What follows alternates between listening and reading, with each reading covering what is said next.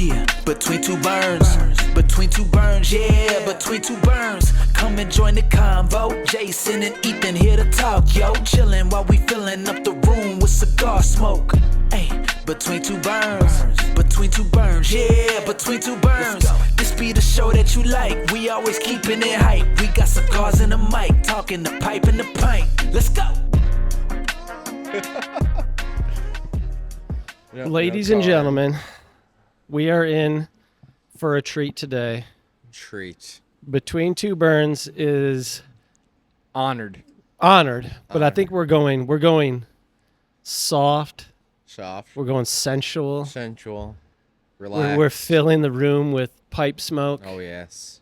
This is an episode that I'm calling "Laying the Pipe" with Waylon. Walker, Texas, Waylon. We're calling it "Laying the Pipe," which if you Google that, you may get a different search result than you're hoping to get. Yes, that is true. So today is our first ever episode dedicated strictly to the pipe. To the pipe. Okay. Again. To the pipe. Well, again, the last one was kind of... we did have, to be fair, in Ethan's defense, we did have a lot of pipe talk in the last episode. Oh, okay. It was less the P-lip and more the dong type. The dong. Yeah, the kind that wed and tackle, that kind of thing. It was more that pipe. Meat and two veg. I'm not sure how much of that pipe you brought with you. Oh God. But if we can avoid that would be great. We got the man himself, Mr. Waylon Stephens, in Laudisi. Yes. Is that the official, like when you say I work for Laudisi, or is there a different arm that is called? It's funny because the proper pronunciation is Laudisi. Laudisi? Really? Laudisi, but with this accent, it does not work too well, and I have tried it recently, and it does not feel natural. So I like to say Laudisi. Laudisi. Yeah. That's kind of always how it's Laudisi, right? It's correct spelling. Yeah. You should be proud of yourself. You got it on the first try. Yeah, thank you. So to me, it always looks like Laudisi, but Laudisi is Laudisi. The correct pronunciation. I don't know the full detail, but I'm pretty sure the name comes from something Shakespeare related. Really? Not 100% on that. Don't quote me on it. Yeah. So I felt at least 70% confident. Franklin would probably know better. That's right. So 60% of the time. 60% of the time, it works every time. Every time. For those unfamiliar, Laudisi, based out of Little River, South Carolina, correct? Well, technically, Loris, South Carolina, which is a weird You just got town. Technically I know, twice, technically, and we're not even 5 minutes in. Technically. 5 minutes in. So I Loris knew this was a huge is mistake. literally a town that's on the border of South Carolina and North Carolina. On the other side of the border is Tarboro, North Carolina, which, if you believe in your history, that is where Stonewall Jackson was born and raised from the Confederacy. For any of the Civil War nerds out there. Technically. Dude, this is a pipe podcast, and we're already talking Civil War. Civil War. This thing could go down many different roads here. Yes. Like, but, I don't know. A quaint little town. I'm from the north, I'm not sure I feel totally comfortable with this conversation right now. You know what Abraham Lincoln once said? If you're racist, he's going to attack you with the North. Yes. That's right. That's true. right. True story. Okay, that all aside, give me your official title with the company. So my official title, and granted this is me changing it up a bit. So yeah, church it up. I understand, totally. So I'm the Southeastern Territory representative for Laudisi or Laudisi Distribution Group. Yeah. And I like to do the hat flick. That's right. Which everybody's going to appreciate. Yeah. Laudisi has many facets, let's say. We've talked about this in the past. We talked about it when Franklin was here. One of the more recent additions was Caldwell Cigars. Yeah. But probably more known in the pipe world. Yes. Okay, so official ownership of Peterson Pipes, correct? Official U.S. distributors of Savinelli Pipes. Yep. Own the website, smokingpipes.com, which I think if you're listening to this podcast, you're a pipe smoker, you're familiar with. I mean, if you want to break it down and get technical, like that side is... We're getting gracious. I was like, that side is what I referred to as the cousins. The cousins, guys. The cousins, because... We're talking about like normal cousins or Alabama cousins? Yeah. We're talking Mrs. Kentucky cousins kind of thing? Kentucky, like, sure. You can bang these kissing cousins or what?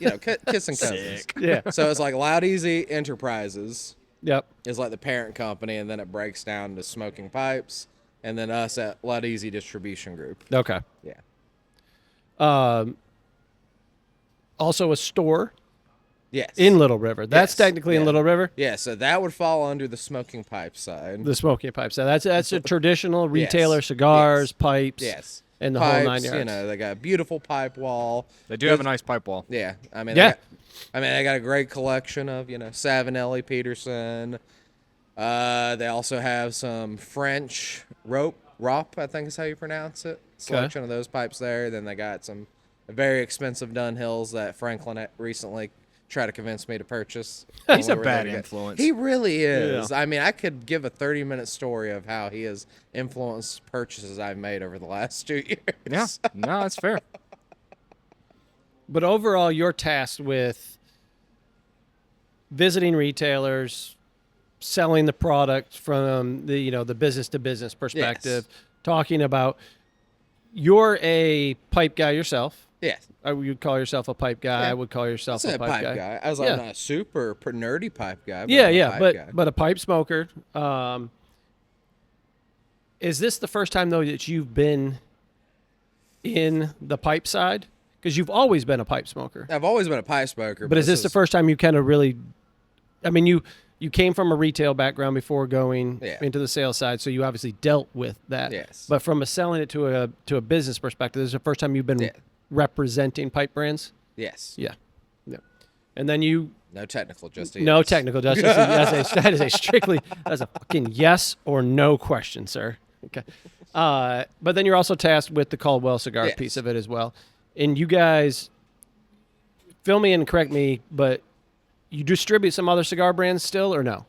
So everything that was under the Caldwell umbrella is owned by us. So Which is Lost and Found. Caldwell, Lost and Found, La Barba, and how do you pronounce it? Lito or something to those lines, which is a subset of the La Barba brand. Okay. Yeah. Okay. But no other independent brands that you're responsible for distributing? No. Because were you guys at one point, maybe before you got there, where they distributed some other cigars? I mean, as far as I know, under the LDG branch, they have never sold cigars to my knowledge. Okay. What do you like selling more?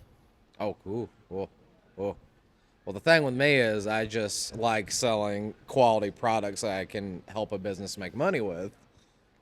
This segment brought to you by Laudisi. Laudisi. Somewhere around Little River, South Carolina. Couldn't tell you where. Yeah. But you parallels, contrast between selling pipes and cigars. The obvious product size, but when it comes to selling them, do you feel that there's a different approach that you need to take with a retailer than you do with the cigars? Do you find one easier than the other? Because when you're talking cigars, obviously you carry Caldwell, which is obviously very specific. If you want Caldwell, you want Caldwell. But there are a lot of people selling cigars on the whole, trying to convince for that. So not nearly as many selling pipes and pipe tobacco. And you represent, I mean, you guys tell me if I'm mistaken, but the two most popular pipe brands, at least in the United States, probably, right? Yeah. In Savinelli and Peterson. So you have a product that if you're looking for those, gotta come to you. So do you find it a similar type of sales technique or tactic, or is one the polar opposite of the other? It really all depends on the situation per se of going into a shop and seeing their needs of what they want. I mean, they both come with their challenges, right? But there are two different approaches of going in and selling something like a pipe and the tobaccos that go with it versus a cigar, where trying to think of how to say this. I'm going to pull a Jordan Peterson and give me a moment to think. This segment brought to you by Jordan Peterson. No, I mean, it's like understanding the shop's needs of what they want. Sure. Because I don't want to oversell somebody on one or the other. But, if it's somebody that's never, done pipes or tobaccos before, it's trying to get them to start small and grow big and not overcommit to where they're not being like, well, you sold me all this and it's just been sitting there and blah, blah, blah. Yeah. There's just certain expectations when it comes to pipes and pipe tobacco versus cigars. You know, at the end of the day, and you guys can agree with me when I say this, you're going to turn cigars left and right no matter what. Yep. You know, I was like, you know, you'll move pipe tobacco and you'll move pipes, but it's going to be at a slower rate, and it's about how you maximize that side of your business. That's right. That's right. And I would, for us, and this is certainly not to disparage anybody, but plenty of cigar reps are walking through the door. There's far fewer pipe, you know, that you're kind of our only pipe representation. We have independent makers and stuff like that who approach us from all over the place. But so when we see you, generally speaking, we need something from you, which is kind of nice, you know, that kind of thing. Or we're coming up on something, or you have something to tell us, where sometimes it can get a little arduous with the cigar guys walking through every 30 minutes, especially since you guys travel in packs. Yeah. I don't know if that's intentional or not, but it's a fact. I was going to ask you this question later, but since we're on the topic. Yeah. So people come into the shop all the time and they're like, oh, wow, you guys sell a lot of you have a lot of pipes. You sell a lot of pipes. Like, it seems to me like pipe smoking's on the decline. What would you say to that person? Because I know what I say to that person and how I answer that statement or question, but what would you say to that person? I would say to that person that you are not paying attention the way you should be. Yeah. Because, you know, Grant, you know what? Screw it. I'm just going to say it. Previous company I worked for, right? When they were trying to get me not to leave, the big thing that my boss there said was, oh, you don't want to go into that side of the industry. It's dying, blah, blah, blah, blah, blah, blah, blah. But from what I noticed, and this is my tail end of retail, is like there is a renaissance with pipe smoking right now, where you're having more and more people pick up a pipe, especially just turning 21. They're coming to a shop and they're buying a pipe because they're thinking about the old papa, grandpa, you know, and wanting to be like getting to smoking tobacco that way. I was like, pipes are not on the decline, and I could show you numbers that would say otherwise. Yeah, and I agree with you. My answer is always pipe smoking is not something you see out in public. No. Whereas cigar smoking is. Yeah, that's and there's more cigar shops where there's not as many pipes in cigar shops or pipe shops. Because in my opinion, pipes are harder to understand the full like depth of because there's not as many resources out there.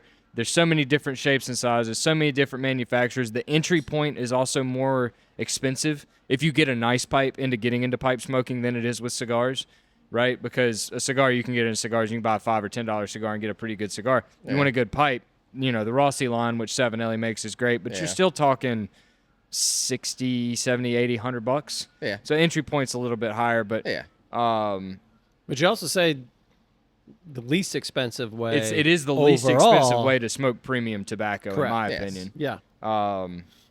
But yeah, I was just curious as to what your opinion was on that, because we have people that come in and say that at least once a week, maybe once every other week. You know, like, and I just think it's because people don't see it. But I was gonna say I agree with the concept that you don't see it.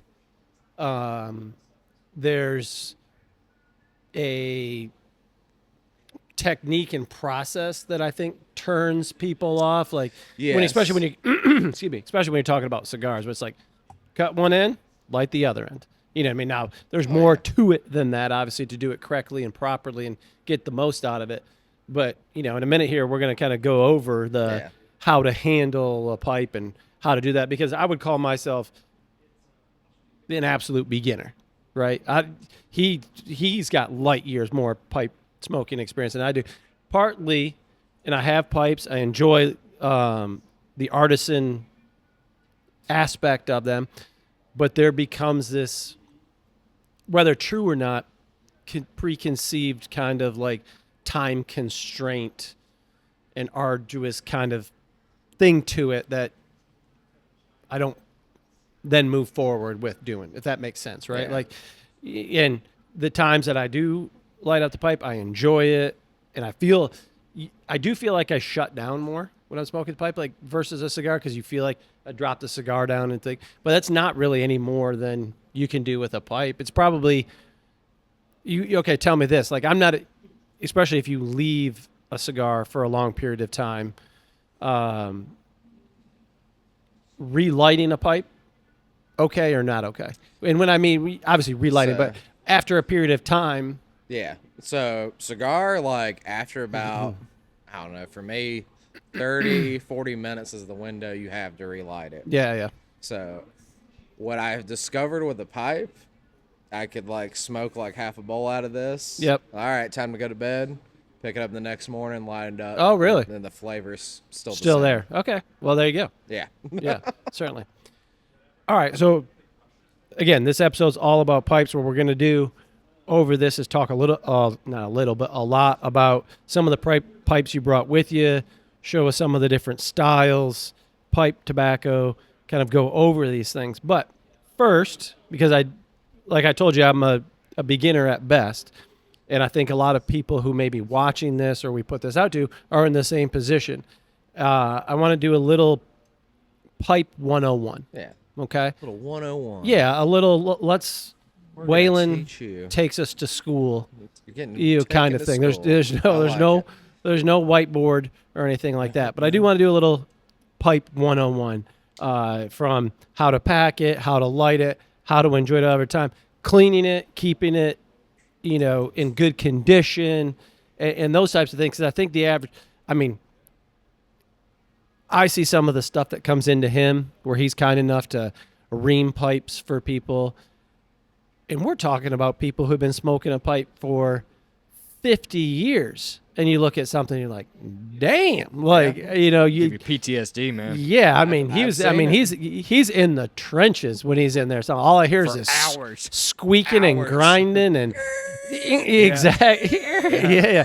He had black stuff all over his hands the other day. Looked like a chimney sweep. I thought he had a second job, but so I think there's just a lot of people who don't know that stuff, or just at the beginning stages of it, or to your point where you think the pipe world is at. I do find, and this is just a Jason noticing customers through the door. I've been in pipes for 40 years, and I'm just starting pipe. Like, I'm just starting to get into it. So there's an obvious gap and conversion between those two to try to keep that person to be a pipe smoker for the long term. Yeah. That we have tons of people who come in and say things like, my grandfather used to smoke this pipe, or my dad had this, or I love the smell of the house, or just younger guys who see the stylistic piece of it, or the perceived whatever to it. But there's clearly a point where it's either given up on or powered through. There doesn't seem to be a whole lot of, I guess there's a casualness to cigar smoking that I don't think maybe exists with pipe smoking. I feel like you're either in or you're out. Would you agree with that? Because I guess, we have plenty of people who come in and buy cigars. It's a wedding, it's a bachelor party, it's a golf trip or something like that, where a guy or gal may have never smoked cigars, maybe smoke one or two a year, where they hop on that for that period of time. That doesn't seem to happen in pipes. Would you agree? Not so much. It's like what it comes down to, I feel like, is the patience level of people. Correct. So it's like, and that's where I personally fall off. Yeah, as like, you go in. This is the best way I explain it to people, is like you go into it the same way of thinking of a cigar. Of they're both a ritualistic process, right? There's less steps involved with a cigar, but at the end of the day, it is a ritual of enjoying the flavors of the tobacco in a relaxed setting, if possible, and be on that flavor journey. Yep. The thing is with pipes, as like that flavor journey is more extensive. Yep. But you got to put in the work to get that benefit of that journey. So, I tell people like they're thinking about getting into it, and I'll ask them like, "Are you a patient person?" If they tell me yes, I was like, "Then you're gonna figure this out in no time." Yeah. And then if they're not a patient person, I'd tell them like, pipe is going to be the best tool to teach you patience, because if you stick with it and learn it through all the headaches that come along with learning how to do it correctly, you're going to walk away with having that tool of patience in your life to where you can face anything head on. Yeah. With that level of confidence. Well, it's a life lesson, is what you're saying. Yeah. That's the number one thing that I tell people that smoke cigars that want to get into a pipe. What's the difference? It's a practice in patience. Yeah. That's literally the number one thing. Would you consider yourself a patient person? I'm more patient than I used to be. And the pipe probably helped that. No, not at all. It's my daughter. But yeah, we'll say the pipe. The pipe has helped you be more patient. Interesting. Interesting. You never know. All right, so here we're going to do. We're going to start. Ethan's already got his pipe lit because he likes skipping ahead and not paying attention to what I asked for. I didn't know we were doing this. Yep. Have you lit your pipe yet? You even packed? All right, so you're going to do this with me. What are you going to smoke? What? I feel like we've skipped our what are we smoking step here. Yeah. Well, what are you going to smoke? Are you going to let Waylon pick it out for you? No, I'm going to smoke. Well, all right, so I will. I had planned on smoking Autumn Evening. Okay. Which I know to be very popular since we brought it in. It's number one seller for y'all, right? It's a Laudisi product. It's our number one seller as far as pipe tobacco goes. It is. Okay. Aromatic. Correct. Give me a breakdown. I mean, breakdown. It doesn't have to be so specific, but this is, would you consider this beginner friendly? I mean, in my opinion, most aromatics are going to be beginner friendly, as long as they didn't decide to be crazy and put some type of tobacco in there that's not too strong. So like Autumn Evening and the Nutty Irishman up there are going to be beginner friendly in my opinion. Okay, so I'm going to do the Autumn Evening. What did you end up smoking in yours? I'm smoking small batch Carolina Red Flake with Perique. Perique, I love that. It's the first time I've smoked it. This is the first pipe I've smoked since whenever Ellipsis came out. Because Franklin gave me a little bit of that, and I tried it. This is fantastic. Yeah, man. Like, it's good. The craziest thing with that blend, and I don't know if everybody gets this, but when you open it up and there's like the tin note of how it smells in the tin, I swear it smells like Bush's baked beans. Roll that beautiful bean footage. Roll that beautiful bean footage. All right, so here, let's do this. Let's do it. I've got my Peterson Pipe and Pint 25th anniversary pipe. Oh. You guys made this for us. This was pre you joining Laudisi. Yes. Okay, so we did a run of this. We did 100 of them. Ethan, is that right? Or Yeah, and then only like 94 of them made it through QC or something. Yeah. Yep. Nice job, Peterson. Yeah. But they're individually numbered. Got our logo on it. Give me, for the average person, and we're going to show this. Give me the elementary beginner rundown of what this pipe is. Hey, this is a rusticated pipe. You know what Peterson number that is? What Peterson pipe number? That's a 69. 69. I was about to say it's definitely in the 60 really family. Is, like, legitimately. I thought yours was. No, I got number 69 of the 69s, but the shape is a Peterson 69. God, you would make sure you got 69. Yeah, he did. He specifically pulled it out. I've got number 50. Yep. Larry has number 1. Yep. And I don't know who has number 100. Do you? I don't think number 100 made it through QC because I don't ever remember seeing it. Okay, gotcha. Yeah. Okay, gotcha. But so this is referred to as the number 69 model. Yes. Okay. That'd be a 69 model. That would be in the bent billiard family. Okay. Or a billiard family, but a bent billiard. And then when you're breaking down, like, now granted, when you talk about a pipe, you could break it down to every little thing. But Sure. I feel like it's easier just breaking it down as you got the bowl, the outside's going to be the bowl, inner point's going to be the chamber. This area right here is going to be the shank. Then you got the stem. And then that's going to be the lip. And then, like, the hole will be considered the bore. Okay. But there's more ways of breaking it down. But I feel like if you break down the 8 different parts of a pipe and what they're called, it can be overwhelming for people. Sure. And this finish is considered rusticated, correct? Yes, that is rusticated. Yeah, versus the other finish you're talking about is something smooth. Like you've got right there. There's a sandblast. Okay. Which, don't know how well that's picking up on camera. Yeah, but that's all right. But yeah, and right. then you got your different types of bits where yours right there, that's what you'd call a fishtail. And then what I have is going to be a P-lip. And I'm very big on the P-lip, and I actually recommend... The stem is considered a fishtail is what you're saying? A fishtail. So, kind of like looks like a fishtail, basically. Yeah, Is how sure. you look at it. I mean, that's the more standard like bit style nowadays. Because like way back when, like, we could find an image of it and throw it up later. Yeah. But the standard, which they call a standard, would be like it'd be round on the end with the bore sticking out. So to me, it's like, I don't know how people smoke pipes like that because it looks very uncomfortable. But with the P-lip, I actually recommend the P-lip for a beginner because one thing you run into smoking a pipe and you're puffing like it's a cigar, you get that tongue bite and it burns your tongue. Yeah. Where with the P-lip, blows the smoke up to the roof of your mouth, so it helps reduce that tongue bite you're gonna get. Okay. And for those that don't know, tongue bite is literally the smoke getting too hot and Yes. burning your tongue. And Yes. if you're listening to this and you're a normal cigar listener and you're thinking about getting into pipes, the P-lip is great because your tendency when you're going to start smoking a pipe is to chief on it like you do a cigar, and that is how you get tongue Yes. bite. It literally that is why it's a practice in patience. You have to slow down while you're smoking it. That was the biggest curve for me when I was getting into it. Is I always smoked it too hot and too 'cause, fast. I mean, you want to be there on the journey, right? Yep. It's like, thinking of cigar as like taking like a 1-hour trip where like smoking a pipe, if you want to think about it from a driving perspective, you're doing like a cross country kind of journey. You want to take your time, enjoy the scenery, right? We're not the destination, It's it's like the we're journey. not in a rush to get to the end. Gotcha. So this is your tin of Autumn Evening, which you guys sell in tins, but as bulk. As Yeah, well, we do it in which is bulk how as we sell well. it. So it comes And- in 2-ounce tins, 8-ounce tins, and then a 1-pound bulk bag. So aromatic, you immediately get kind of, the fact that it's called Autumn Evening suggests to me kind of what it spells. It kind of has a fall vibe to it. It's mapley, kind of that sugary. Yeah. Yeah. That's breakfast in a Predominantly can right there, brother. Huh? Breakfast in a can. Yeah, right yeah, there. that would be it.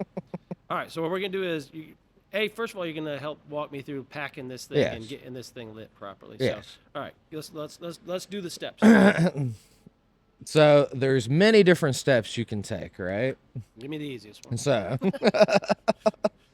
so I feel like, for our current setting, instead of loading it out of the can, actually, let me take that out of my mouth so people can understand my fucking accent. Oh, is it okay if I curse? This is a cursing podcast. Fuck yeah. So we're just going to dump out what's left in the can. Okay. Is that a nifty little like Well, pipe Snap. tobacco? It's like a little pipe tobacco tray, snaps together. That's nifty. Got I it like from that. my boy That's- Nick at Smoking Joe's in Maryville, Tennessee. You're welcome for the shout out. You're welcome too, Cody, the owner.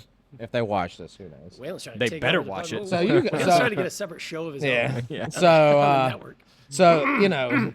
and we could do shots of it to explain the different types of cuts, right? Yeah. So this is your ribbon cut. So to me, most of the time you don't got to do what I'm about to do, but it's nice to do it. For those that don't nonetheless. know, Waylon is about to rub one out. I'm gonna rub one out. Rubbing one So out. I'm gonna put it in my hands, and we're just gonna get a little aeration. Get it going. But when you get to the process of like taking a flake, I might switch up what I'm smoking just to better show Sure. and describe. But then from there, what I want you to do, and we're gonna get this in front of you, so we're making less of a mess because. All right. One drawback on smoking a pipe is you can make a mess with Yeah, a lot sure. of tobacco, and we're Yep. probably going to get tobacco on this carpet. And unfortunately, Patrick will clean it up. yes, thank you. Patrick will have to clean it up. So you're going to take a pinch, and you're going to feed it in using gravity. So you're Okay. just When you say a pinch, we're talking like 2 fingers in your thumb, that kind of thing? Okay. It's like like you're putting that. a dip in. Oh, okay. so, big yeah. old chow. So I would rest the pipe over, Yep. and then you're just going to feed it in. Let me get a little closer. Now, take your finger, Mhm. and you're gonna push it in gently. I call this a baby push. Okay. Baby push. Now, test the draw. Make sure you can get air out of it. Yep. Good. Now you're gonna take another pinch. Same process. Okay. He's feeding it in using gravity. This is the gravity method. Easiest way to pack a pipe. Okay. Same thing. This time you're gonna push a little bit harder. This is gonna be the lady push. Yeah, baby. It's just full of innuendos. Okay. All right, chest that draw. Yep. Still good. All right, now this should be your last pinch, but if you gotta add a little bit more, that's okay. Okay. Same thing again. You're feeding it in, using the gravity that the Lord, the universe gave us. Blah blah blah blah blah, and then you're gonna put. And when you're feeding it in, Yeah. should you be looking to feed it right to the top of the bowl each time? Is Yeah. that what your goal Yeah, is? Or yeah. So you're trying to okay. get all the tobacco Okay. in there. All right. And now So- you're gonna push it down now, harder than last time. This is gonna be a man push, but don't be like, Yeah. Okay. and then you can add a little bit more if you want. All right. It's like if you want a full journey, Yeah, we're gonna take the full journey, for a man. little journey, pack it up to the top. We let it rise. Whatever. Okay. Yeah. All right. All right. Test that draw one last time. Good. Okay, that's good. All right. So now I'm gonna show some other ways how to pack a pipe before you light that. Okay. So we're gonna put all that back in there. All right. Now I'm trying to think of what I want to smoke. Maybe I'll smoke 10. Well, while you're doing that, you never kind of showed your pipe. Tell me, what do you got? So this is the Pipe and Pint 16th anniversary Right. pipe. A guy named Trevor Talbert made this for us. This is his Linear Britannia line. There were only 16 of these pipes made for the 16th anniversary. I think there were, well, I take that back. There were either 32 or 16 pipes made. There were either 16 smooth and 16 rusticated, or there were 8 rusticated and 8 smooth. I can't remember which. But got you. this one is number 16, actually, I think. Nope, I'm sorry, it's number 14. Number 14. This is my favorite pipe. I like a smaller, straight pipe. Yeah, I knew that. And then I've got another one with me that I don't have over here. That's another pipe that Trevor made. It's a Linear Britannia as well. These are my two favorite pipes that I have, but it's because of the sentimental value, right? And that's the one thing about pipes that are different from cigars. Is I think I've told you before, I've got like 20 different pipes. Yep. The vast majority of them came from my great-grandfather. Pipes that he got in Germany when he was in the war, pipes that he had when he came back. Most of them are unbranded. They're probably not worth a lot of money, but I'm never going to get rid of them because they mean a lot to me. Just like this pipe means a lot to me, and so does the other one. This pipe was like the first nice pipe that I ever had. It smokes unbelievably. The other Linear I've got with me, I bought like from Trevor himself. He was at the shop one day.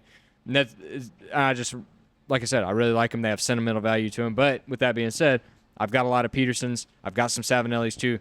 They're unbelievably good smoking pipes.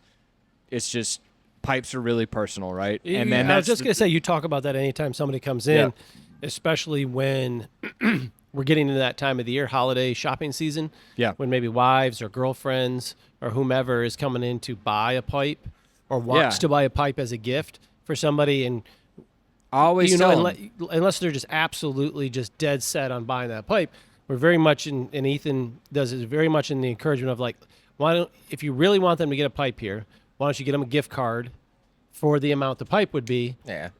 And let them pick it out themselves. Oh, yeah. Because a pipe is very personable.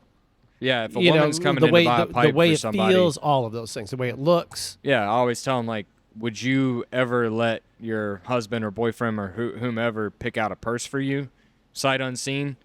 Probably not. No. Right? Like, it's just never going to happen. It's the same thing with a pipe. And I also so- think like the average, the person who's looking to buy a pipe enjoys the process of picking the pipe out, at a very high level. Like it's part of that journey is like touching, feeling, looking at them, seeing which one, fits you best. But it very much is a personal thing, how it feels in your hand, how it feels in your mouth or whatever it may be. Obviously, we don't let people stick it in their mouth, They'll just do this number of. yeah. So I feel like this is gonna fit good in my mouth. That's right. So that type of process makes it a big difference for people. You know what I mean? Like, I'm sure every pipe that you own has at least a piece of personality to it that fits you, right? Yeah, I mean, it's like whatever what catches my eye and what speaks to me. And that's a big thing I And I tell don't people think too. I'm speaking out of term, but the camera's picking up your jacket and shirt and your hat. A guy like that just doesn't grab a off the rack pipe or whatever, just looks at it like you like the way it looks, the way it feels, the way it looks. fits. It Yeah, it absolutely. feels. Nothing, And I love that about it. That's why, the artisan, the Yeah. craftsmanship. We've got all different kinds of pipe makers out there who make wild interpretations of what their pipes are. We have them at the shop. We've had them over the years, and we'll get into, as we're lighting this and smoking, like different styles of pipes, the differences between Briar and Meerschaum or whatever it may be. But it's an eclectic world of tobaccos, pipes, and people, right? Like, it very much matches up the thing. You look so goddamn sophisticated when I look over you there smoking that pipe. There's just like a level of confidence that I see in you right now that I'm not sure I like it, to be honest. It's a little intimidating. A level of confidence a cigar can't provide. Okay, so you're gonna show us a different way to pack this. So I'm gonna show 2 more ways to pack. Okay. So it's also, before, what we packed in your pipe was a ribbon cut. So they'll go through the process of curing, stem it out and shred it, and then they'll blend together accordingly. Another step they'll do after that is they'll compress it down using machinery into like big blocks, and then sometimes they'll cut it out and it'll be like that right there, which is a cake. So this is what I'm ultimately be smoking. But after they have in that block, that cake form, sometimes they'll slice it out into what you get is a flake cut right there. I'm very big on flake cuts. Okay. I was like, most of my favorite pipe tobacco is a flake cut, and number 1 being Cornell and Dill Bayou Morning Flake, which I just recently ran out of, or else I'd be smoking that day. Got some Bayou Morning ribbon cut if you want some. That's not the same. That's the thing too, right? So I would encourage people to get some of the ribbon cut Bayou Morning and get some of the flake cut and smoke them like separately, just to see that different nuances of flavor they can get. So this one. Check our recording there real quick. Yeah. Just to be sure. Just to be sure. That would be horrible. Oh, we did it. We did it with Franklin the last 10 minutes. Did we? So let's see. We'll take You that got there. the technical difficulties of the video treatment. So I forget the exact name for this method, but it was shown to me by Richard Turner at the Gatlin Burlier in Gatlinburg, Tennessee. Oh, he is very big in the pipe community, and he's known as the Dread Tiger, right? I encourage Richard did not know when he was getting a shout out on a very popular podcast. The Dread Tiger, Richard Turner. What's your nickname? Yeah, it ain't as cool It's as not Dread as cool as Tiger, I can tell you that. So, I've learned a lot about pipes and pipe tobacco from him. Is this the guy that's in the mall in Gatlinburg? Yes, Okay. all about I bought some Gatlinburg. chewing tobacco from him before. He's like, Really? Yeah. old Southern man, has a very distinct accent for that region, and he's a wealth of knowledge, but he can tell you many of a tale. And I'll tell you, I love going there and hanging out with him for 2 hours and just hearing the knowledge, Hearing the stories, yeah. hearing the stories. And he told me the name of this, but we're gonna name it after him. So this is the Dread Tiger method of packing flake. So you're just gonna game of all time. kind of roll it up into a ball. And this is one of those things where you got to learn this. I feel like this is a method T Money would use. Yeah. Oh, he's got his headphones in, he can't hear. Yeah. It's kind of like rolling it up into a ball and then just packing it in there. And it's something a lot of people with flake, because normally what you want to do with flake, yes, that's draw and go. I've never seen someone do that before. Yeah, that looks like the just jam it in there method. You're kind of jamming it in there, but you got to be conscious of what you're doing. So me, I've had enough experience. I know how much pressure to put in. Is that the most common method that you pack a pipe with right there? That's when you're smoking. Well, when you're smoking, so I'm gonna show the next method I'm gonna show you is the way I pack it now, and I learned it recently. But normally with flake, you do want to rub it in your hands like I was doing and break it up. But if you don't want to take that extra step, or maybe, you're too eager to go ahead and get smoke, and that's a way of getting it packed where you don't have to break out a tray. It's impressive. Just honestly impressive. Just jammed in there. Yeah. So I hope you don't want to get it out. Jammed it in there gently. So this next method. There's so many innuendos. So now I'm going to take this cake. It's a rated R and podcast. I'm going to break it off. You said that's cake. This is cake. Yeah. So, it's okay to break off a little bit more than what you need, because you can always put it back in that tin. Yeah, it is. This is the most awkward innuendo thing that I've ever of all done. time. Well, maybe not the most awkward, but one of the most awkward things I've ever done at the shop. And I just started. We were selling some pipe tobacco in bulk And I looked a grown-ass man dead in his eyes, and I said, "Do you want me to rub it out for you?" And everybody just stopped what they were doing and looked at me, and I was Sir, like, would you like to have me rub this out for you? They call me the pipe layer around here. You know that, right? Wait, what? "I'm just soft hands." Soft hands. But like with cake, you're really gonna want to rub it out. Like I wouldn't try to take a chunk of like this cake and then try to do what I just did. So as you're doing that, when we're talking ribbon cut versus cake versus flake, what's the intention when each one is done in that fashion? Is it just a stylistic thing? I mean, to a degree, it's a stylistic thing, but I feel like you get a different journey of flavor. Really? Yes. Okay. All right. Because like you end up like, especially with excuse me, with that cake, you're getting a little bit more moisture being held in that tobacco, so it can hold a little bit longer without you having to like throw it in a mason jar and like throwing a Bovida in there and like regulating some humidity. But I definitely, like, for me, like, that's why I was recommending like smoking the Bayou ribbon and the flake, because it's two different journeys of flavor. Interesting. Okay. Even though it's like the same blend completely. So this is what I call the Big Les method. The big what? The Big Les method. Yeah, this was shown we're gonna to get me- an NC-17 tag on this video. So this was shown to me by this guy Leslie at the Cigar Room in Florence, Alabama. There's so many guys who never thought they were I gonna know. get a shout on a pod in the history of their life. They're just like so- the Big Les. So we're doing this multi-vendor event Grind that for their coochie like a anniversary. poker Oh god, That's a Big Les. yeah. And guy bought a Peterson pipe, and then he bought a 10 of some Cornell and Deal, and he asked Leslie, "Well, can you pack it for me?" Right? Yeah. And so I'm thinking Leslie's just gonna like gravity feed it like I showed you. Yeah. Well, Leslie takes the pipe tobacco in his hand like this, and then he starts doing this.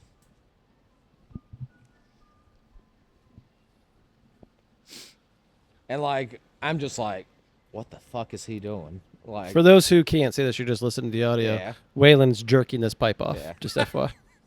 and he loaded it up, And like he's that. finished. And it's a very quick way to load a pipe Yeah. too. And and he hands it to the guy, and the guy's like, "Oh yeah, it draws perfectly." And I'm like, Leslie, I was like, "You just blew my fucking mind, dude." And he's like, "What? You never seen a pipe packed like that before?" And I was like, "No, I haven't." And he's like, "That's the only way you should pack a pipe." And I was like, "Well, why do you pack it that way?" And I can't remember every word he said, but he said it was akin to a fire, where you got the smaller bits at the bottom and you're growing big. So by doing Okay. it that way and manipulating the pipe tobacco, it does the right amount at the bottom and is thicker as you go up to the top. Interesting. Yeah. Okay. So and since this is an Paul type pipe, I gotta add a little bit more. Like a French dish? Yeah. But that's Yeah. that is now your preferred method That's my personally. preferred personally, I prefer. And you would do that with cake or ribbon? Yes. Or flake? Or flake. All Am those- I gonna break the flake down? Like that's how I'm gonna pack. Yeah, that's more the delivery inside Yeah. the pipe than Yes. anything. Okay, gotcha. So Did you get now- that, Patrick? No, my God. oh, We'll well. show you afterwards. God damn Oh it. well. Oh yeah. Put my tampers over here. Ridiculous. All right. So Okay. now we're gonna light. All right. So what you're gonna want to do first for that initial light? Well, let's start with. Do you have a soft flame? I got a soft flame. Okay. So that's what I was going to say. Start with. So you're gonna want to use a soft flame lighter, preferably butane. You could use a Zippo, but I just don't like the taste of Zippo fuel can have on Yep, tobacco. So definitely something with butane. Like Or And then matches. Number one, especially if you're listening to your cigar, never use a torch. never use a torch. Too much heat. If right? you use a torch, I will hunt you down and beat the crap out of you. He'll do it. I will do it. I saw it. I will do it. Matter of fact, a few weeks ago, I almost smacked the crap out of a guy because he was trying to use a torch. Because everybody wanted to smoke a pipe, and somebody lent him a pipe to smoke because he didn't have one. And I'm like, borrowed pipe. and I was like, and I just smack his hand. And he's like, "What the heck?" And I was like, "You're lucky I didn't smack you across the face. I didn't give you the old Carolina smack."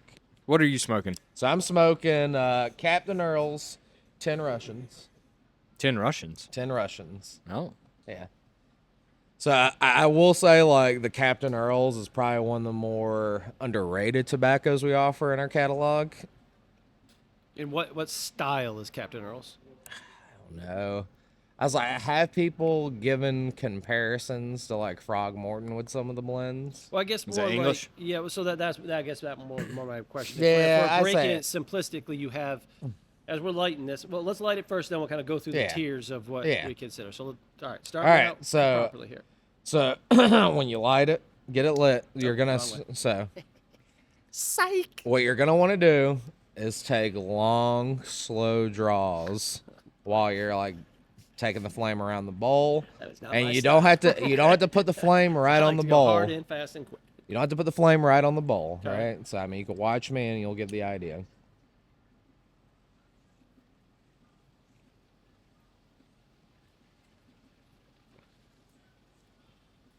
T, what do you think, bud?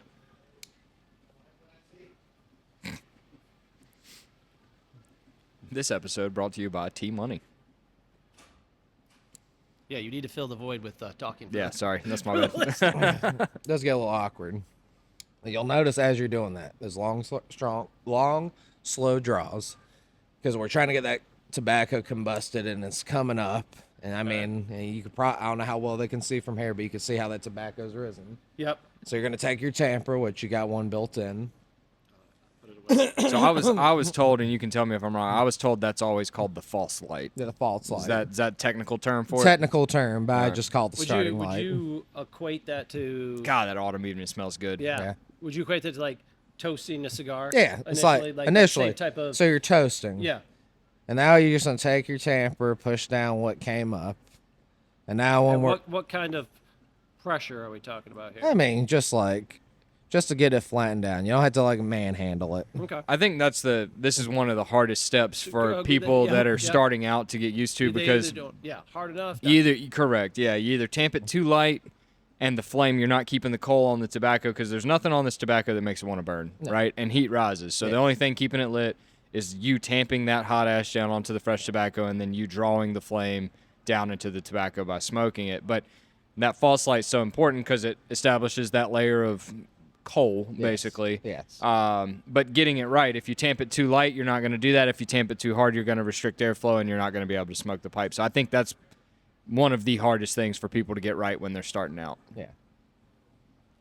I concur, sir. I appreciate concur. that, because I've told a lot of people I that, agree. and if you told me I was agree. wrong, then I was going to be like, damn, I've told a lot of people the wrong thing. All right. So Now, we've done the quote unquote okay. false line. So now Tamped we're it gonna back get it down. going. Yep. So now we're gonna puff quicker. Now you're gonna you probably notice tobacco still might rise up, Yep. but just tamp it down a little. Okay. Hit it again. Okay. So Long that draws, short draws? short draws. Short. So this one Quicker we're draws. quicker draws. More of my stuff. Quicker draws. Shout out my wife.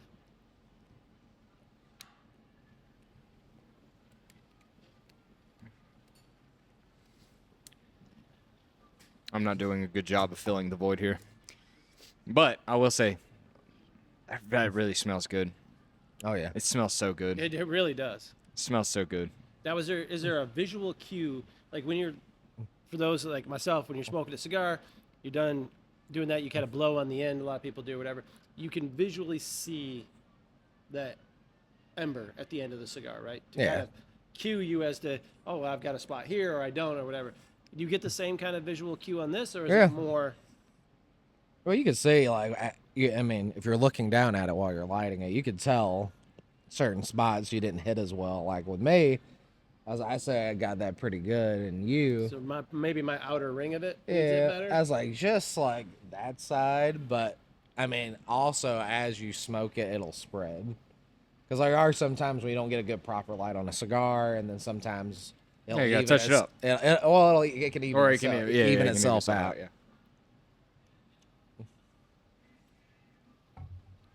And I mean, the reality is when you're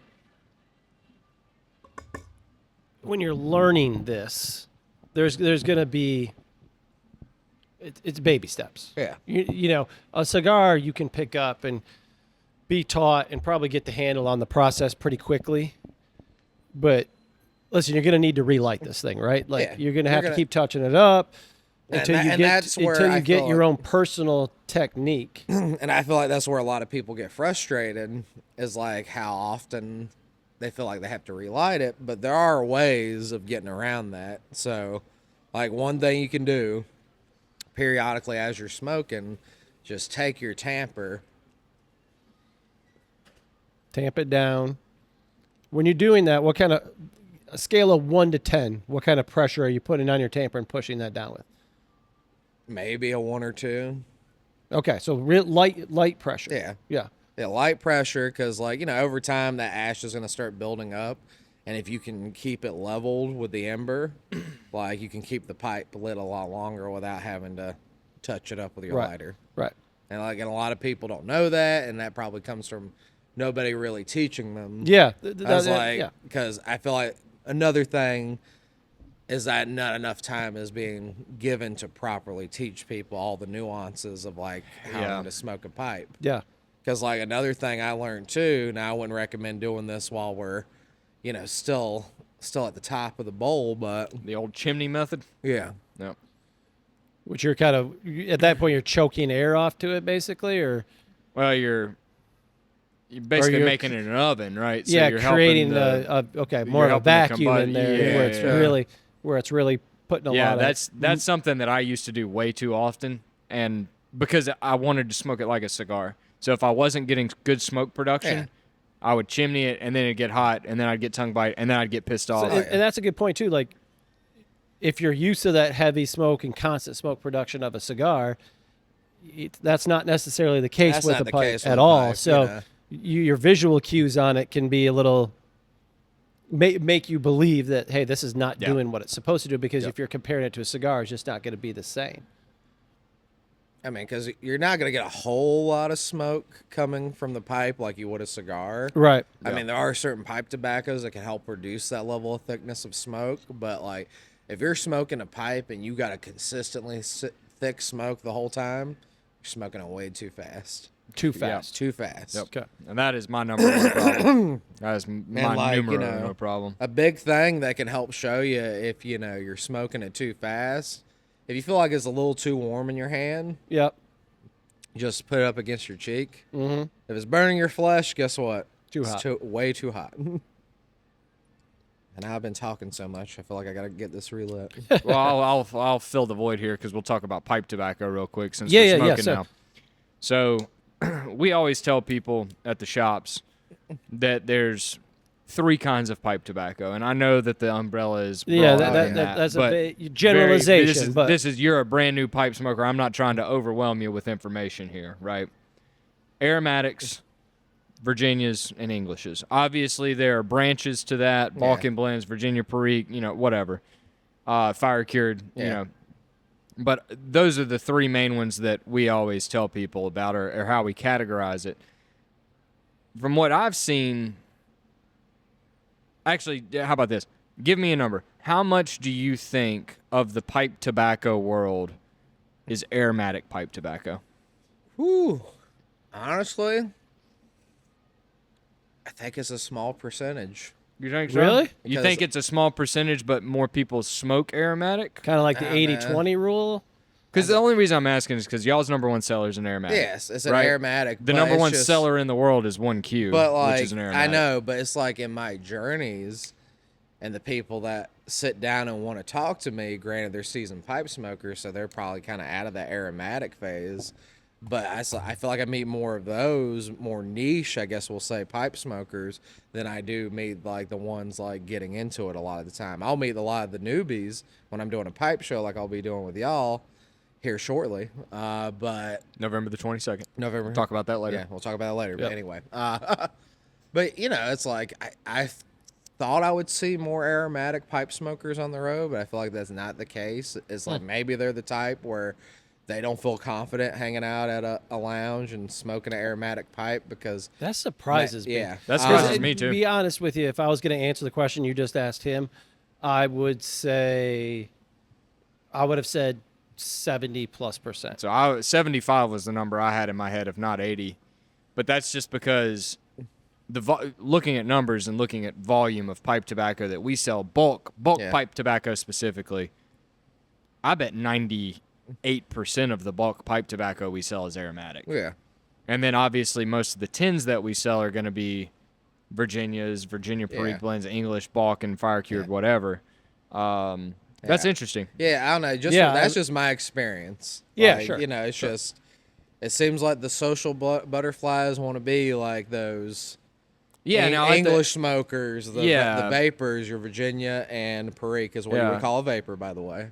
Or your Virginia burley smokers as well. Like, yeah, and I mean those are the ones at that the are pipe show, that's what we'll have more of. Like we won't sell as much aromatic Right, pipe tobacco right. at the pipe show. We'll sell a bunch of tins of stronger tobacco. But when you're starting out smoking a pipe, would you recommend starting out on aromatic tobacco? I would either start off on aromatic or something that has a lot of Kia base as the blend, because I feel like a lot of Kia is a lot more approachable than like some type of a vapor blend or like just strictly Virginia or like strictly burley. But then again, I don't know. The more I think about it too, going back to Richard Turner, I remember I bought a German pipe from him one time, and I asked him, you know, I'm buying this pipe from you. I want your professional opinion. We've known each other for a little bit now. I was like, what would you recommend to break this pipe in with? And he's like, well, you're going to want to do a Virginia burley blend like the good Lord intended. And I was like, I will say, like, I got like their Virginia burley blend. I forget the exact name of it, but and like I broke it in with that, and I was like, in all honesty, I felt like that wasn't like an overwhelming experience on the palate or even the nicotine level like affecting my brain like at all. So it all depends on like how it's blended. Yeah. But most of the time, I would recommend like aromatic, because even with cigars, a lot of people get into cigars from smoking a flavored or an infused cigar. So it's a good gateway, because when I started off smoking a pipe, aromatic. Me too. I think the first thing I ever smoked in a pipe was 1Q. Mm-hmm. And if it wasn't 1Q, it was BCA, Lane's BCA. And then I moved to Highland Whiskey, and I smoked Highland Whiskey from Stokeby for a long time. And then I got into Virginias. And the thing about Virginias for me, being a cigar smoker, is Virginias have more flavor on the palate. Mm-hmm. They also have more nicotine, which is what I'm used to from cigars. You know, I always tell people, and you can agree or disagree with me, that aromatic pipe tobacco, for the most part, and there are an exception to this, about 90% of what you smell is the room note, and 10% is going to be what you taste on the palate. Yeah. Yeah. You know? It's like a lot of Sutliff stuff was like that, where you would smell it, the 10 notes, smelling it out of the bag. Oh my God, this smells so intoxicating. Can't wait to smoke it. And then you smoke it and you barely get that flavor, which while I'll say with C&D, even though the topping effect, which is what you would call that flavoring on a aromatic blend, it's not heavy, but I feel like I can actually pick up like that maple flavor. Are you getting the maple on the Yeah, palate? for sure. I was like, I could pick up the hazelnut out of the nutty. Yep. Which, you know, it's interesting. But then again, like I've always believed that the process with the tobacco at C&D has always been cleaner and better than Sutliff.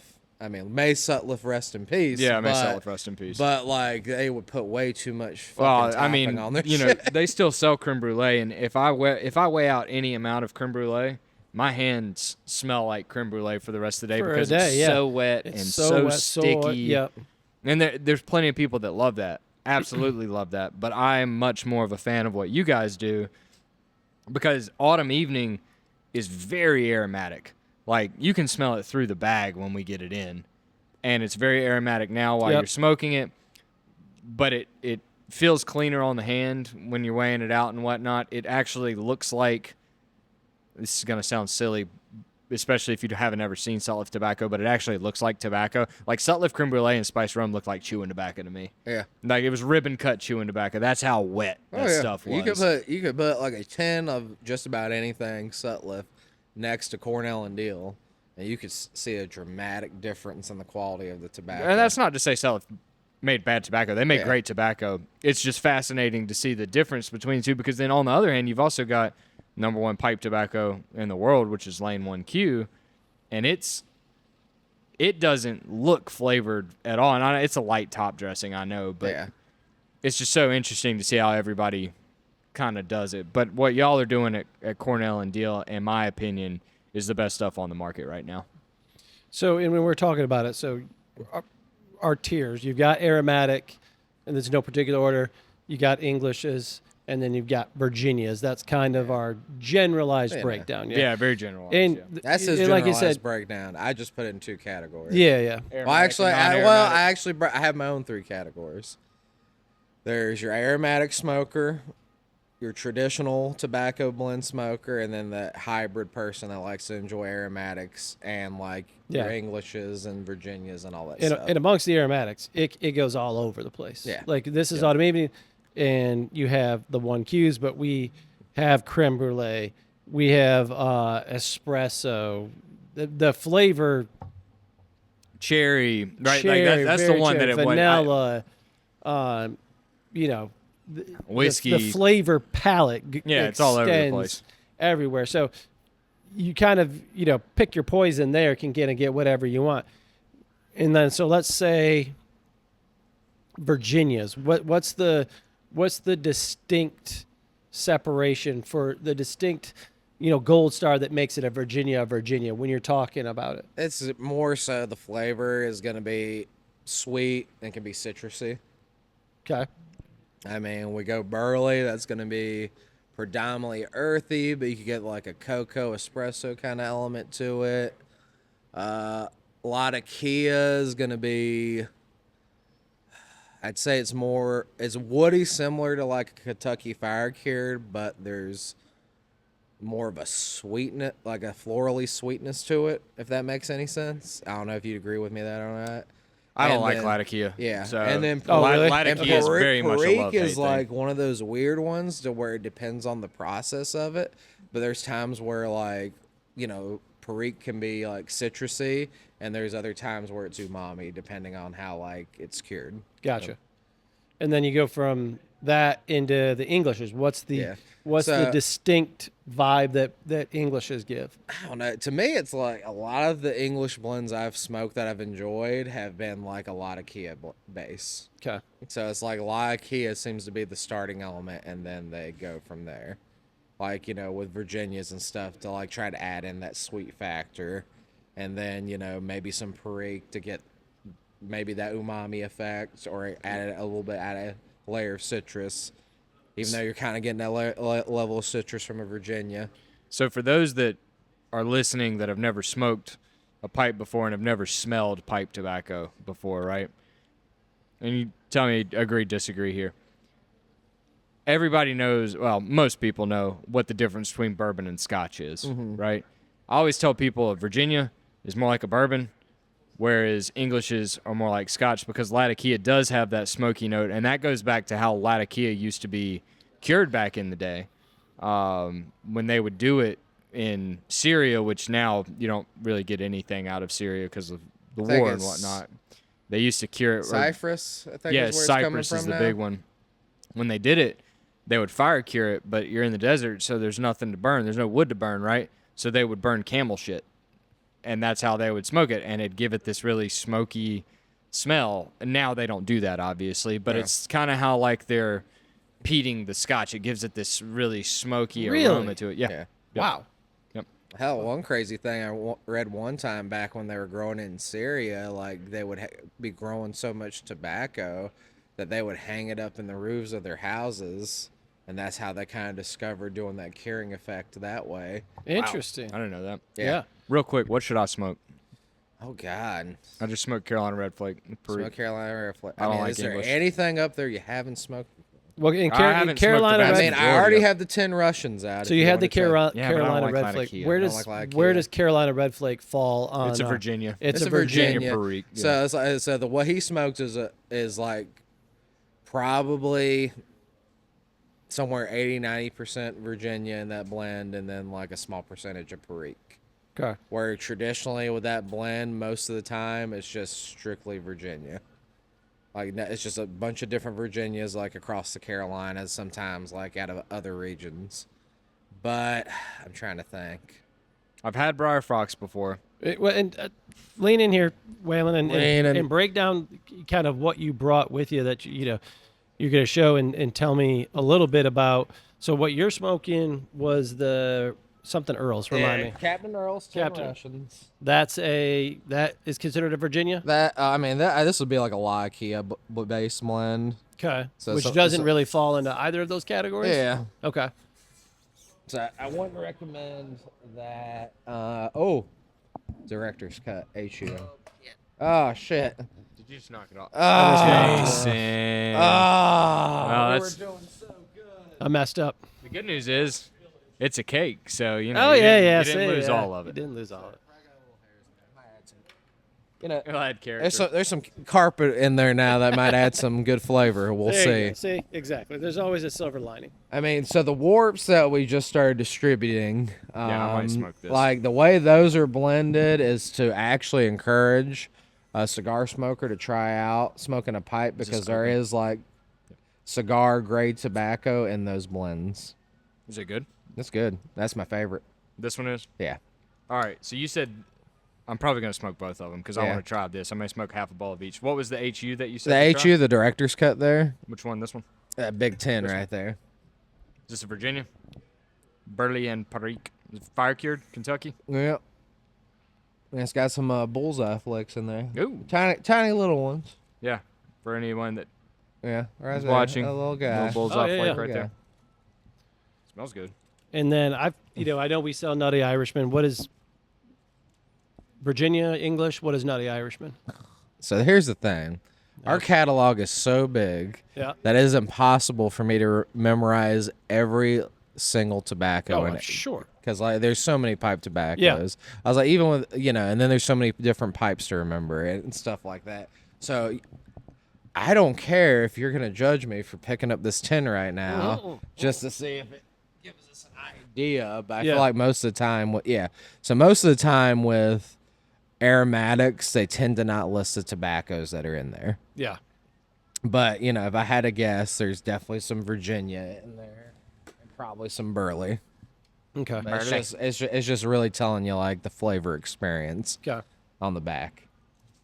A unique blend combining the heavenly hazelnut flavor Yes, of Frangelico. Is that- Frangelica. Yeah, it's a liqueur.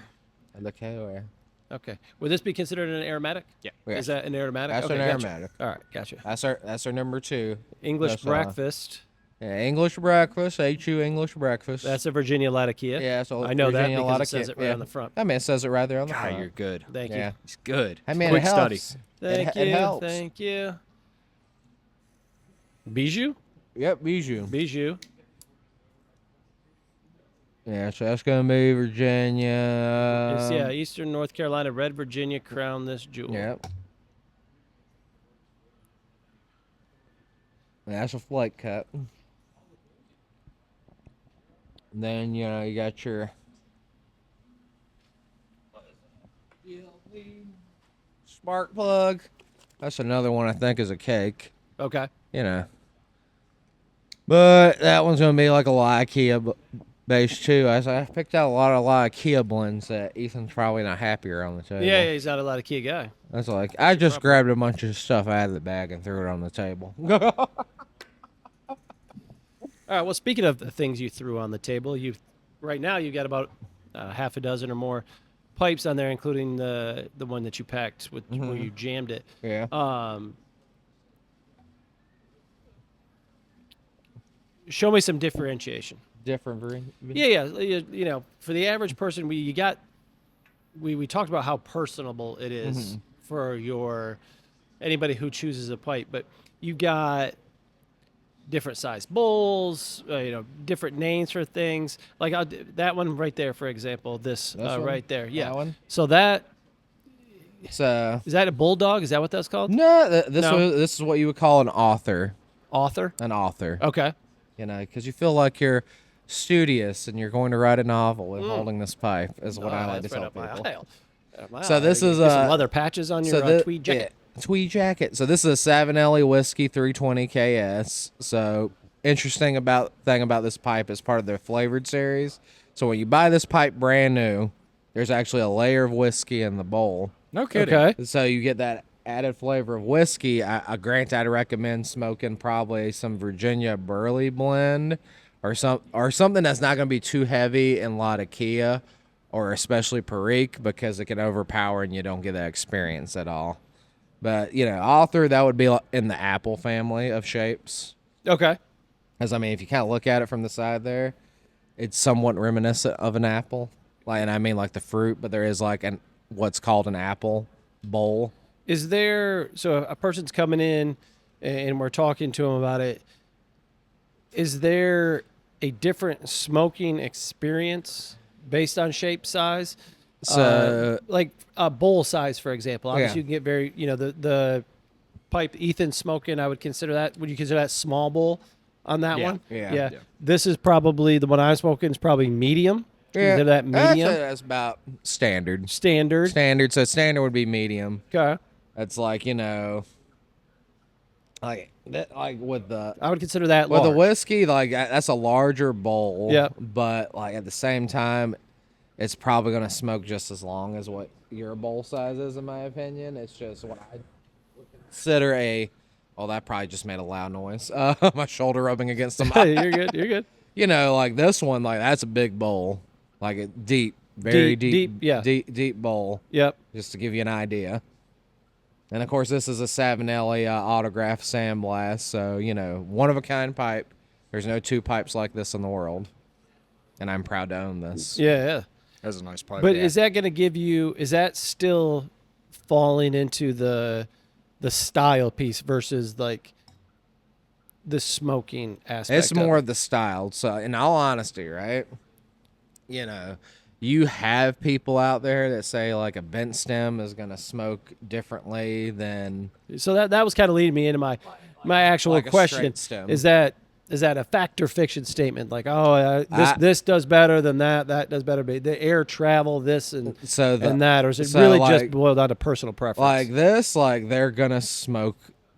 So the journey's gonna be the same as far as flavor and everything goes. The only time when you smoke a pipe, and it's gonna be different, I would say, is with a church warden, where granted I don't have a church. You don't have church warden, but church warden. Long Gandalf stem. pipe. The It's like, Gandalf like, pipe. so this is the what stem's probably 7 inches long, something like that. Yeah. So like this is what you would kind of fall under a demi warden, somewhere in between like a standard like pipe length or bit length or stem length, I mean, to a church warden, because like a church warden's gonna be like out there most of the time. Yep. But with a church warden, I find that when you smoke that, the smoke tends to be much cooler once it gets to your palate versus like smoking out of because of the travel time. because of the basically. travel time. Yeah.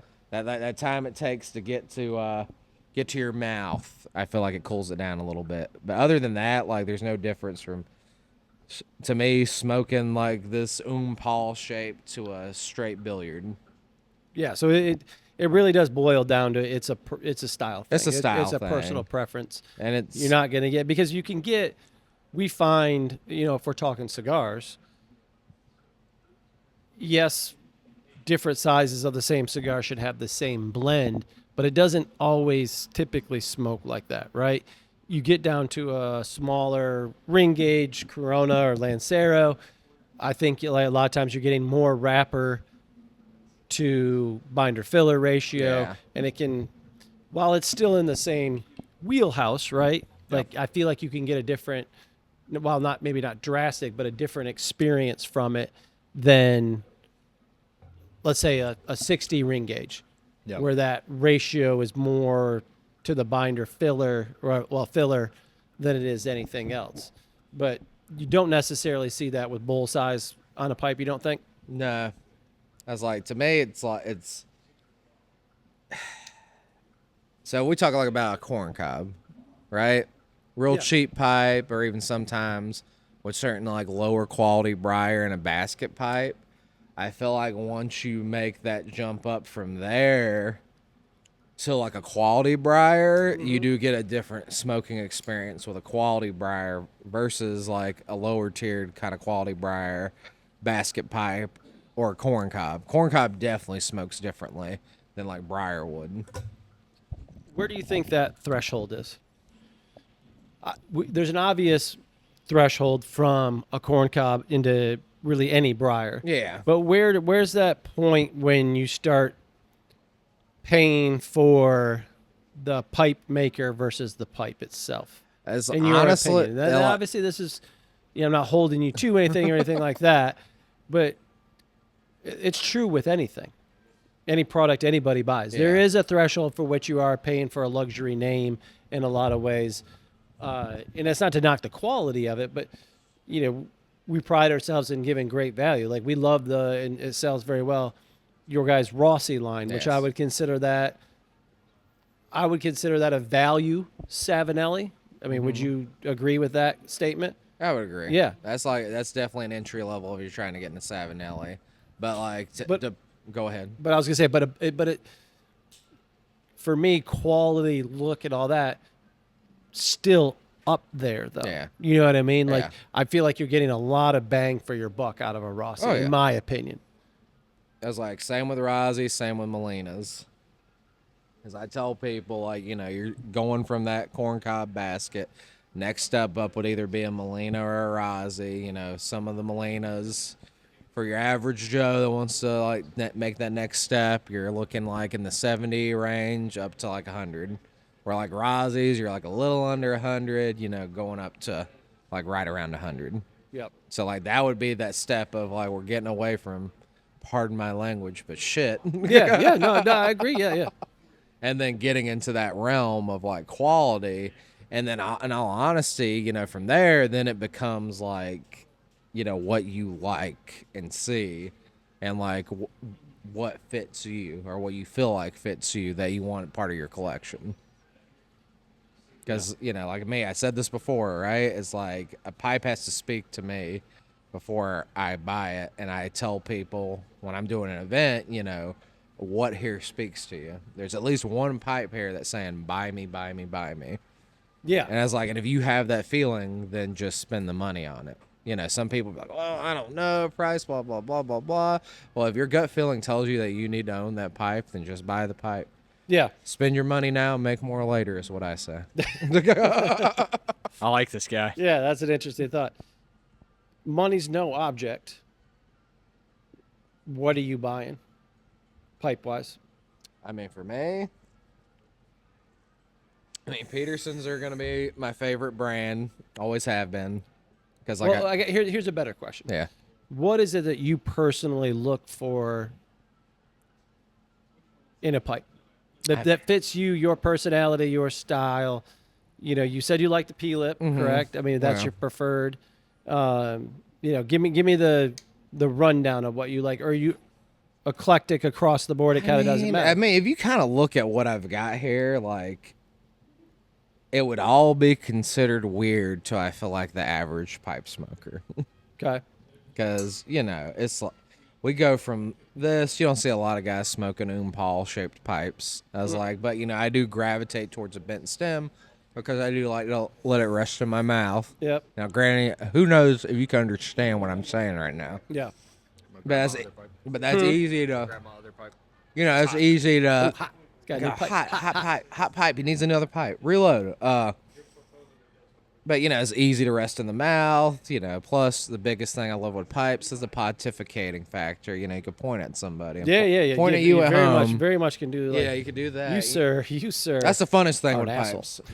Is the pontification part. But it's just how it speaks to me.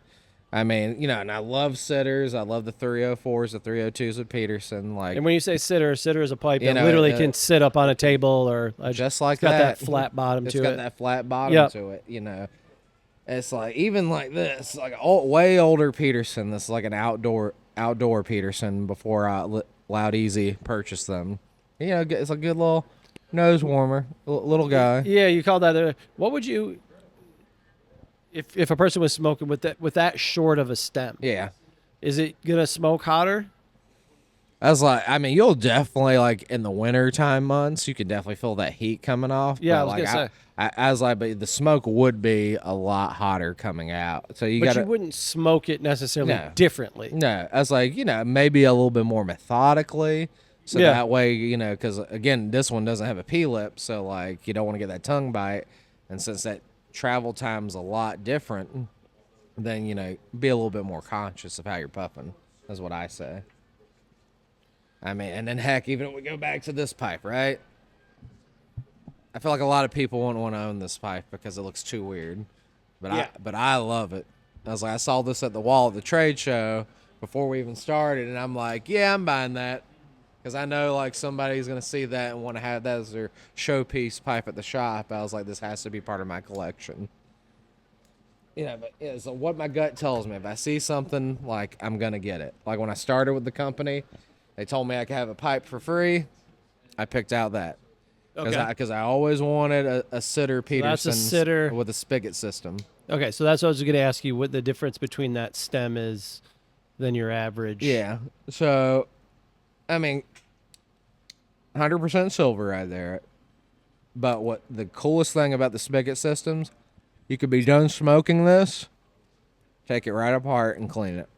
Yeah. Or traditionally with like what I'm smoking, what you're smoking, you want to let that bad boy clean off before you take it apart to do a full detail clean. Yeah.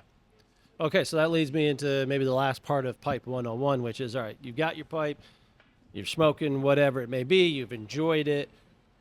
What does care look like if you've bought something nice? You went in, came by the Pipe and Pint, you bought, grab that Savinelli Christmas pipe, right? That's right over there. So we have this at the shop. This is the 2025 Christmas pipe, correct? Correct. So this is the Savinelli Christmas pipe. You got the Christmas colors. Somebody came in and bought it as a gift for themselves. They've smoked it. They love it. It's a really nice pipe. It's got a great look to it. Give me the routine then for making sure that lasts a long period of time. How often you should clean it, what you should be doing with it to store it after you're done. Like right from the all right, you just finished smoking the bowl. Give me your proper steps after that. I mean, proper steps after that. You're gonna want to take a pipe cleaner. And since this is a brand new pipe, it's going to be okay to run this through. Yeah, sure. There may be a filter in it. Oh, yeah. There's probably going to be a box of filter. So that's one thing with Savinelli's, like, they're 6mm filters. So, but they do come with adapters. So, granted, I'm going to open this up to take out the filter. Yep. So that's a balsa wood filter right there. Some people like filters, some people don't. I just recommend putting in the adapter that comes with the kit. But, you're done smoking as long as you don't have a filter in there. Yep. Anything like that. What I do it because I don't like filters. I'll just run that pipe cleaner through. And, like, since this is a more straighter stem, you're going to get it all the way through to the bowl. Yeah, I was going to say, so you want to make sure it gets all the way into the bowl. And all the way into the bowl, but, something like what I've been smoking, like, it ain't going to get to the bowl just because of how aggressive that bend is. So I'm at least clean. Right. So, like, with that, I'm at least cleaning out the stem enough to, clear the passageway as much as I can. But, that shank area is still going to be a little dirty. Right. And then, once that, you run it through. Sometimes you take the other clean side, and I'll, like, run that through, too. Run that in there. Get through to that other side. Pull it out. And then I'll bend it like so. And then I'll just clean the inside of the bowl. Getting all that moisture from, like, that's built up from the tobacco. Because I will say the common misconception of smoking a pipe, a lot of people think that's their saliva that's going in there. It's just that moisture and the heat from the tobacco. Coming out of the pipe tobacco, it's right? like Yeah. building in there. And, you just clean the bowl out, as best you This is can. obviously after, you're done with the bowl. You want to tap the leftover. Oh, yeah. Out. Do you go ahead? Do you scrape it out as well? I scrape it out. Like, I can't stand people that are, like, trying to, like, it's like, and it's like a recipe for and, cracking they do something. have, like, ashtrays that have the little cork stopper Yep. so you can hit that. And I was like, I mean, like, most of your tampers or even your check tools are going to have, like, something to dig it out with. Yep. You dig it out first, and then you do everything you just saw me do. Yep. And then, like, after that, once you, like, let it cool down or whatnot, then you pop it open and then maybe clean out that little extra bits. Like, You're talking when you say cool down, you take the stem off. yeah, like, let it cool down, and then you take Because you don't want to take the stem off when the pipe is hot. Am I right in saying that? Yes. Yeah. The only way you get away with that is, like, how I talked about with that. Because you have the silver there. Because you got, like, metal on metal touching. Yep. So not going to be the expansion because you're risking the expansion and then contracting without your stem in there.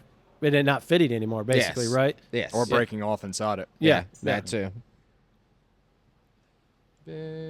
Now I've seen things like, is there any time where you're putting any quote unquote liquid in there? Yeah, I've seen things like pipe sweeteners, basically, and stuff like that. Yeah, I mean, I've seen stuff like that too, but like, pick your poison, really, if you want to do that. I don't recommend it. Yeah, It's just, there are certain kits that you can buy for cleaning a pipe, so like stem oil kits, stuff like that, to keep it polished up and looking good. Or with a lot of the Petersons, they're gonna come with a silver cloth kit if it's silver, so that way you can keep that polished up. But then you have people that like to let it oxidize and have that like worn kind of look.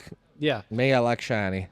And then the other thing, again, I'm not familiar with because I don't smoke it enough, is if you're done, how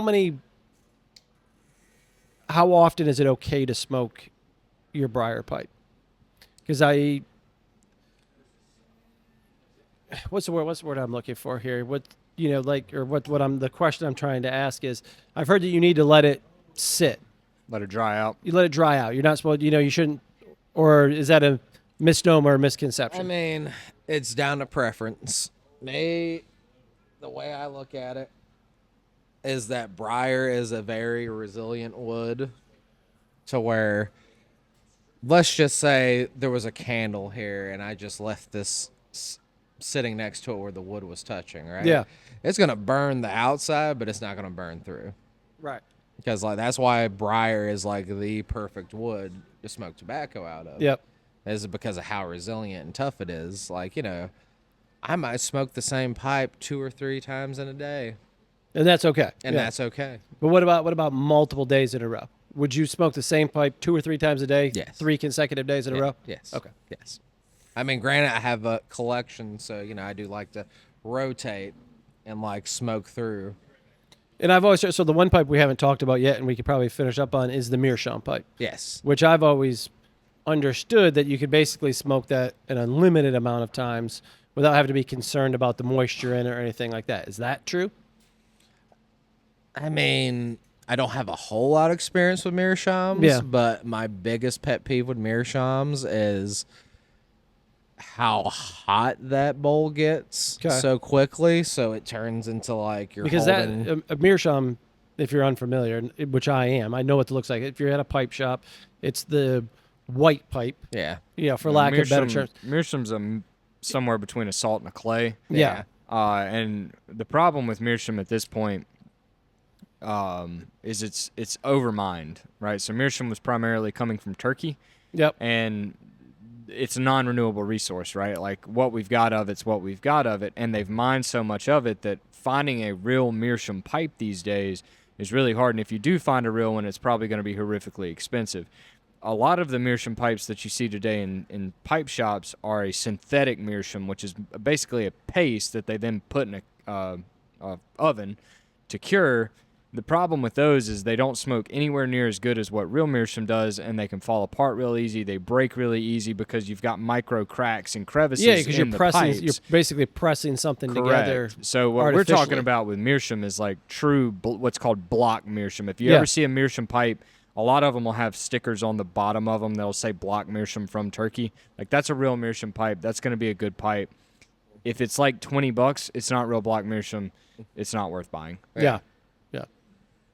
Yeah, it's a lot of what he said. Yeah, I got you. Yeah, but that's the biggest thing with me is clear, I want to be able to hold on to the bowl without it being. Now, granted, they make meerschaums where that has this little I forget what you call it, but it's like a little gimmick that almost like a protector. Yeah, protect your hands. But yeah. Most people I see smoke a meerschaum, they always get to the point where they're holding it. They're holding it like that because it's getting so hot. Yeah, gotcha. All right, well, pipe 101. Now listen. And there's still more. There's still more to learn. Yeah, listen. Pipe just comes along with years. The process of learning and getting into pipe is just like smoking the pipe itself. It is a journey down the road of perfecting it and getting better at it. But if you're looking to get into pipes, looking to get better at it, want some cool stuff, you're with us This is going to drop the Wednesday before our pipe show, which is going to be Saturday, November 22nd. Yep. Right? You're with us for the day, Yeah. 10 to 6. You're coming with your road show, if you will. Yeah. All your Petersons, Savinellis, some Rossies, I presume. Rosés. We're gonna have. Um, We're definitely gonna have a few more unique brands there. Mm-hmm. One brand I've been getting a lot of people onto is White Elephant. Yep. Yeah, I was like, That's they a pipe or pipe tobacco? That's pipe. Pipe. It's Okay. a pipe. So like, they're two of their styles. I guess styles. Not so much styles. I guess category of like the brand within. It's like their Camerons and their Saharas. So what's interesting about those pipes that the bowl's made out of ashwood. It's made out of what? Ashwood, not briar. Oh, interesting. So, Okay. I mean, anybody that knows ashwood, it burns very easily. Yeah. So what they've done differently, they put graphite in the chamber, so that way you're not burning the wood. But people love those pipes because it doesn't overheat in their hand. Like they can keep Interesting. smoking it. Yeah. And like, plus they like how the style looks and everything. Yep. And like, I've had one guy told me I could smoke multiple bowls out of this, like no problem. So we're gonna try to have a selection of those there. Okay. Cool. But I wouldn't be surprised if they sell out. Yeah. Yeah. Okay. So you're doing that. You're bringing some of the Cornell and Deal pipe tobacco offerings. Yeah. We've got a pipe maker joining us, Jeff Payne, bringing some of Jeff his Payne. artisan handmaids of his. I own one. It's And- actually on the table there. Yep, right there. And then we've got a pipe tobacco surprise, which I think you could probably say on here. So, because by the time Yeah. So we have back up in my pipe smoking journey. okay, So when I first started working at the shop, Larry only ever smoked a pipe. I've actually never seen Larry smoke a cigar. I haven't before. either. And every night after work, we would sit down in the lounge. I'd smoke a cigar. Larry would smoke a pipe, but he always smoked the same thing, and that was 6 Virginias. Well, 6 Virginias was a blend that he developed using McClellan tobacco. And for anybody listening to this that is a pipe smoker, you know what McClellan tobacco is. If you don't, McClellan was like the creme de la creme, in my opinion.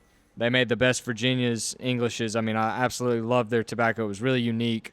It had this almost like vinegary barbecue sauce note to it from the tin note. I mean, it was just awesome.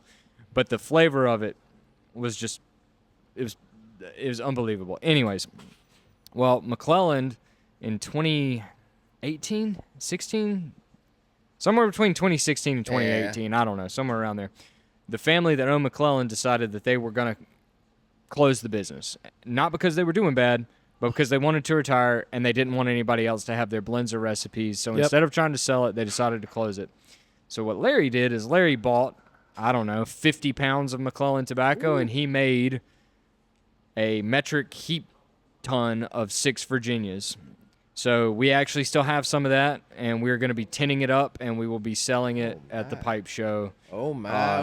50 oh my. tins. Yes, sir. 50 tins are all we're doing of it. Yep. So it's going to be really limited. 2-ounce mason jars have Pipe and Pint logo on it, which is going to be really cool, but those will be available at the pipe show while supplies last. Yep. While they last, guys. While they last. While they last. All right, Waylon Stephens, thanks for the time, for the education. We really we're appreciate done it. already? Done already. Good. Done already? Goodness gracious! I think How we've long have we been been going? going. I don't. This ain't the Joe Rogan podcast. I was about to Yeah, say, this was yeah, no it's Joe been going Rogan for a where we hot talked minute, for but- 3 hours. Yeah. So you'll see him with us, Greensboro Stores, where the pipe show's at. We're starting right at 10 o'clock for the pipe show. Open whenever. Yeah. Come out, see them. Yeah, get there early if you want the best selection of pipes. Cause Yeah, they get will there sell. if you Selection of want your pipes. choice of something. Get there early. Get there right there at the Deals. shoot. I'll have my own separate deals, which if you want to find out what they are, you got to be there. You got to be there to get your Waylon deals. If you come in and DDT them, you get another 10% off. 10% off. There you go. That's Good luck. that's a if you know This is you that's that's another it. If podcast you know episode. you know type of scenario there. But yeah, we'll see you then, bud, and we really appreciate it. Yeah. Any parting words from the great? Parting words. Well, I guess you can. Is there anything? What was his nickname? The guy's nickname? The what tiger? The Dread Tiger. The Dread Dread Tiger. Is there Tiger. any words of wisdom? Oh, God. that you could part ways with and put on the thing? I don't know. He told me a lot, so it's hard to process everything. When you put me on the spot, I was like, oh, shit. What is something that he said that's very? Well, I'll tell you what. You think about it, and then Okay. anybody who's listening who comes to the pipe show, that you can ask. I'll You can tell you ask. You can there. ask him about But the tiger. So, but yeah. again, appreciate it, buddy, and we'll appreciate catch it. everybody next time. E. Yeah. Dilly dilly. Dilly See you, brother. Appreciate it. Bye. Yeah, between two burns, yeah, between two burns. Come and join the convo. Jason and Ethan here to talk, yo. Chillin' while we filling up the room with cigar smoke. Hey, between two burns, yeah, between two burns. This be the show that you like. We always keeping it hype. We got cigars and a mic, talking the pipe and the pint. Let's go.